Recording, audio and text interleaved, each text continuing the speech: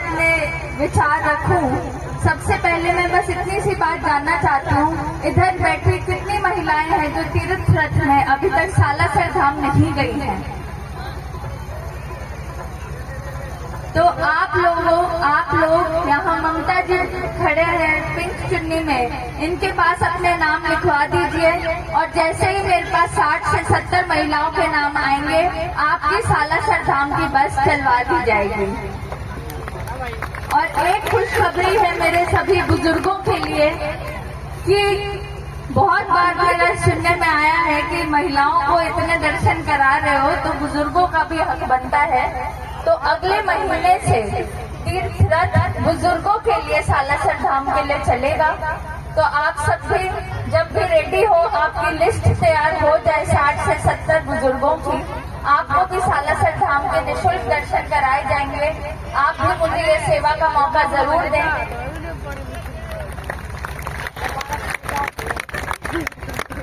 इसके अलावा कल हम एक गाड़ी स्विफ्ट लॉन्च हुई है यूनिक मोटर्स में, हमारे साथ रोड में ही है वो। वहाँ पे ये तय किया है जो भी बहन बेटी के नाम से वो गाड़ी लेगा उसको 11,000 का डिस्काउंट उधर ही ऑन द स्पॉट मिलेगा मेरी तरफ से।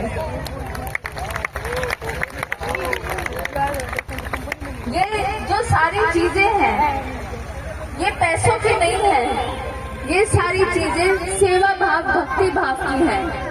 पैसे काले चोर के पास है लेकिन उसको वो सेवा का भक्ति का मौका नहीं मिलता। मैं भगवान का, श्री श्याम बाबा का, बालाजी धाम का हर रोज धन्यवाद करती हूँ कि उन्होंने मुझे इतना लायक समझा कि ये सेवा का मौका दिया। पर भक्ति सिर्फ भगवान की नहीं होती, भक्ति हमारे ग्रंथों में लिखा हुआ है, भक्ति 4 प्रकार की होती है।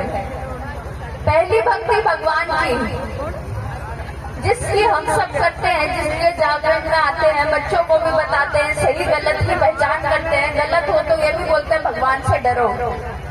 दूसरी भक्ति है माँ बाप की, सास ससुर की। जिसने ये भक्ति कर ली उसने पृथ्वी पे जो भगवान का स्वरूप है उनका आशीर्वाद ले लिया। और ये बात तो सभी इधर बैठे गारंटी से कह सकते हैं, माँ बाप कभी अपने बच्चों का बुरा नहीं सोच सकते, खुद की खुशी को त्याग देंगे अपने बच्चों के लिए। तो दूसरी भक्ति है माँ बाप की और सास ससुर की।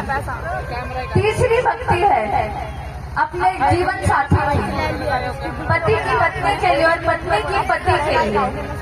अगर ये भक्ति हर एक घर में हो तो कहीं कलेश ना हो, हर एक चीज में तरक्की हो, अन्न में, घर में, मन में।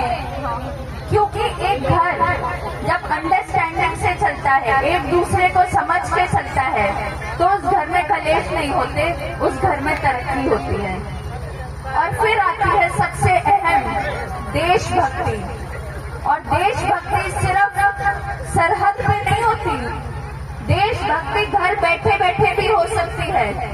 अगर हम एक दूसरे को आगे बढ़ाना सीखे, एक दूसरे का प्रोत्साहन करना सीखे, ये बात मान ले कि जिसकी रगों में लाल खून बह रहा है वो मेरा भाई बहन है, एक समाज को आगे लेकर चले, इंसानियत के समाज को, एक दूसरे का प्रोत्साहन करें, मदद करें, उनकी टांग ना खींचे, तो देशभक्ति आप घर बैठे बैठे भी कर सकते हो। और जहाँ ये चारों भक्ति हो गई वहाँ तरक्की है, कोई उन्हें नहीं रोक सकता। मेरा ये मानना है भक्ति भाव, सेवा भाव जितना अपने मन में होगा उतना अपने लिए अच्छा है। बोलते हैं ना लालच होता है हर एक चीज का, तो ये जो भक्ति भाव है आप लालच समझो अपने अंदर कि साथ कुछ नहीं जाएगा आपके अच्छे कर्म। और मेरे दादा ससुर हैं वो गीता के पाठी हैं, वो एक ही बात बताते हैं कि हमारा जो जीवन है वो 4 शब्दों में सीमित है, जन्म, अर्थ, कर्म, मोक्ष। हमने 84 लाख योनियों में जन्म लेने के बाद इस मनुष्य जीवन मिला है, ये मानव योनि मिली है। इसका अर्थ पहचाने कि हमें ये जीवन अगर प्राप्त हुआ है तो हमें अपने जीवन के साथ क्या करना है, हमारा क्या मकसद है। एक गृहिणी का मकसद होता है कि अपने बच्चों को अच्छा लालन पोषण दे, उनको अच्छे संस्कार दे, वो जिस चीज में अच्छा है उसमें उनका प्रोत्साहन करे।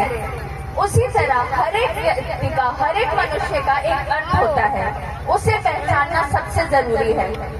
उसी अर्थ के आधार पर आपको अपने कर्म करने हैं, और अगर कर्म साफ होंगे, उस मकसद के लिए होंगे जिसके लिए आपका जन्म हुआ है, तो आप इतना खुलकर जी सकते हैं, किसी का भय नहीं होगा और खुशी से जीवन व्यय होगा।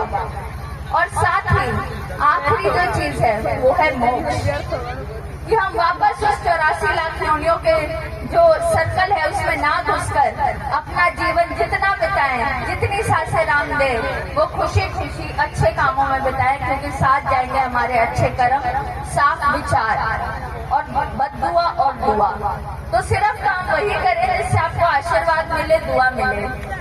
ये मुझे मेरे बुजुर्गों ने बताया था, तो फिर मैंने सोचा ये सही मंच है, यहाँ सभी शांत प्रेमी भक्त बैठे हैं, उनको अगर ये बात समझ आई, वो आगे जाके अपने बच्चों को ये बात बताएंगे, तो मुझे लगेगा हाँ, आज मेरा जो दिन था वो सफल रहा।